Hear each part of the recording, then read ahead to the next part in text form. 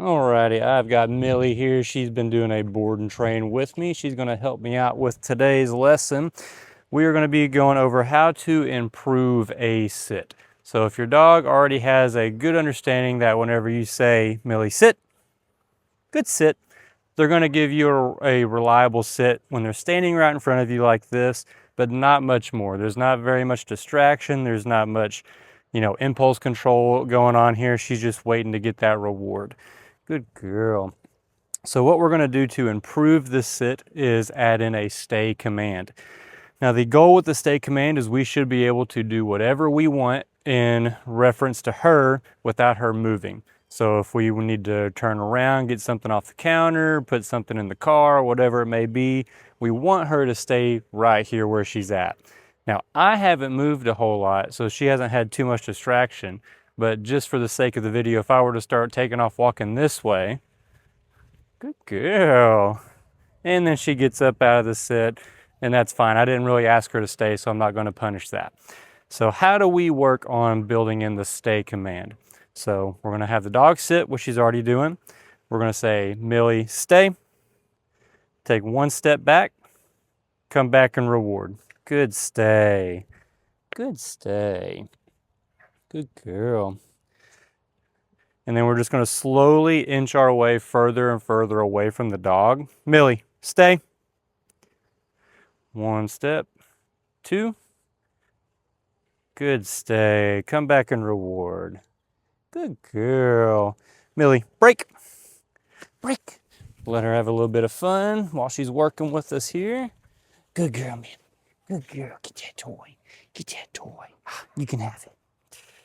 And so you're just going to build up your distance away from the dog over time, taking it a step at a time. Now, ideally for me, if I can get, 5 steps back straight ahead of them, well, then I might work on 5 steps to the left. Then I might go 5 steps to the right. And then eventually you should be able to walk a full 360 around the dog, which is something that we've worked on a little bit, and she struggles with that when I start to get behind her to the side. So just to see how it goes, Millie, stay. One, So right there, she got up. I gave her a verbal correction along with some body pressure to send her back into the sit. Stay. Taking it real slow. Good stay.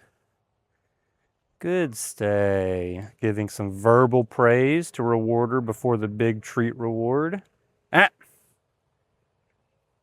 Stay. Good stay. Good stay. I'm going to go ahead and get a couple treats out because I'm making her do a lot of work right here. So we're going to give her a jackpot reward. Break. Good girl. Good girl, Millie. Good girl. You want that toy? You want that toy? Get that toy. Get that toy. Oh my goodness. Good girl. Good girl. Here, get it. Hey guys, real quick, one important thing that I did not discuss in this video is the importance of a break command. Now, with a break command, anytime that we tell a dog to do something, whether that be sit, lay down, go to your place, whatever it may be, we got to tell them whenever it's time to quit working. They have the freedom to do whatever they want to do as a dog. So to train that, you just tack it on to the end of your commands as you normally would. So for example, I've got my dog here, Essie, come here. If I tell my dog, Essie, place. And now she is laying on her place until I tell her to get up and give her that release word. So, I can walk all the way over here. I can go anywhere around my house. I can do whatever I want, but she is going to stay right there until I give her the release command, which is Essie, break. And then she's free to get up off the bed and go about her business. At this point, I don't care what she does. I'm not going to give her any attention. The reward itself is getting to be a dog, the freedom basically. So anytime you're training a command, in this case, sit, stay, whenever you're done having them stay, make sure to give them a release command. It can be break, it can be free. I've even heard release, whatever word you want it to be. More than anything, focus on the inflection of your voice. So, you know, I can tell her break, break, break, break, break, break, break, and that wouldn't mean anything to her. She understands the command as a super fun word. So whenever I give her the release command, it's break. I make it super high pitched and super fun. So just something I wanted to cover since I did not talk about it in this video. Get it. Good. Good girl. All right, take it.